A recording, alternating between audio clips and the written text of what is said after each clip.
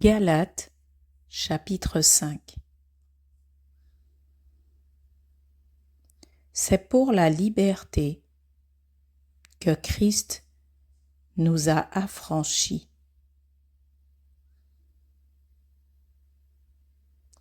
Tenez donc ferme dans cette liberté et ne vous placez pas de nouveau sous la contrainte d'un esclavage. Moi, Paul, je vous le dis, si vous vous faites circoncire, Christ ne vous servira à rien. Et j'affirme encore une fois à tout homme qui se fait circoncire qu'il est tenu de mettre en pratique la loi tout entière.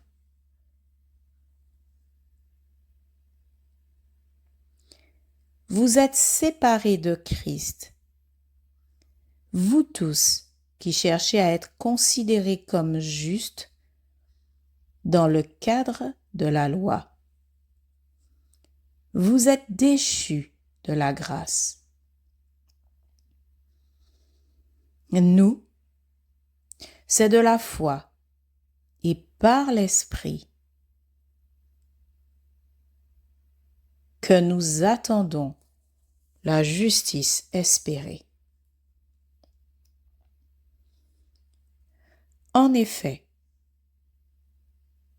en Jésus-Christ, ce qui a de l'importance, ce n'est ni la circoncision, ni l'incirconcision, mais seulement la foi qui agit à travers l'amour.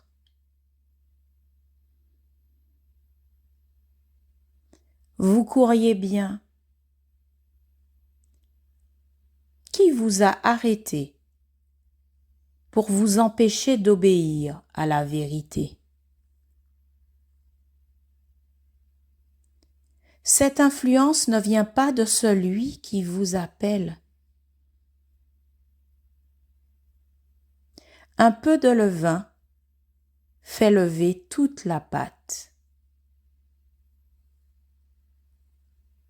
J'ai confiance dans le Seigneur qu'en ce qui vous concerne, vous ne penserez pas autrement. Mais celui qui vous trouble, quel qu'il soit, en subira la condamnation.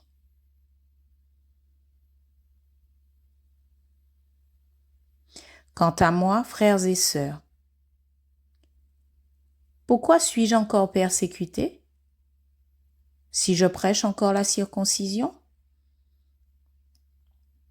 Le scandale de la croix est alors supprimé.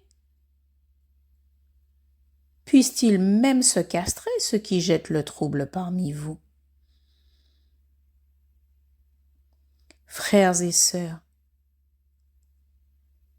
c'est à la liberté que vous avez été appelés. Seulement, ne faites pas de cette liberté un prétexte pour suivre les désirs de votre nature propre. Au contraire, soyez par amour serviteurs les uns des autres. En effet, toute la loi est accomplie dans cette seule parole. Tu aimeras ton prochain comme toi-même. Mais si vous vous mordez et vous dévorez les uns les autres, attention, vous finirez par vous détruire les uns les autres. Voici donc ce que je dis. Marchez par l'Esprit et vous n'accomplirez pas les désirs de votre nature propre. En effet, la nature humaine a des désirs contraires à ceux de l'esprit et l'esprit a des désirs contraires à ceux de la nature humaine. Ils sont opposés entre eux, de sorte que vous ne pouvez pas faire ce que vous voudriez.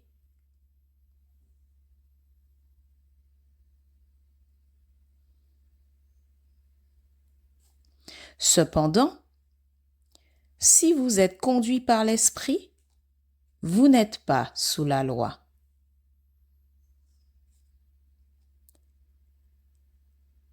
Les œuvres de la nature humaine sont évidentes.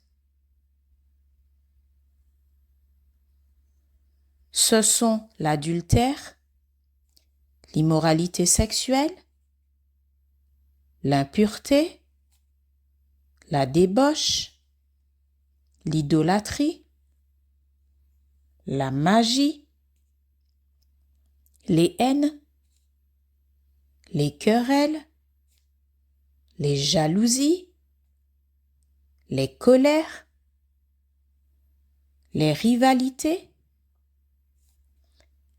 les divisions, les sectes, l'envie, les meurtres, l'ivrognerie, les excès de table et les choses semblables.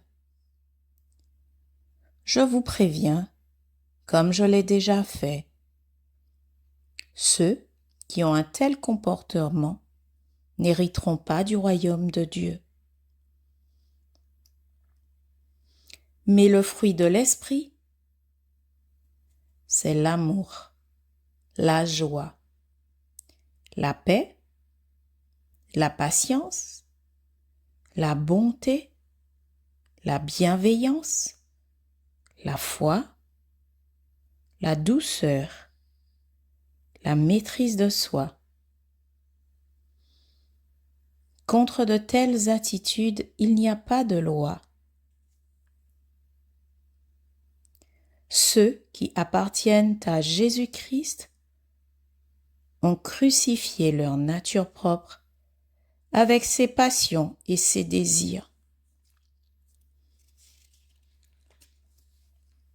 Si nous vivons par l'Esprit, laissons-nous aussi conduire par l'Esprit. Ne soyons pas vaniteux en nous provoquant les uns les autres et en nous portant envie les uns aux autres.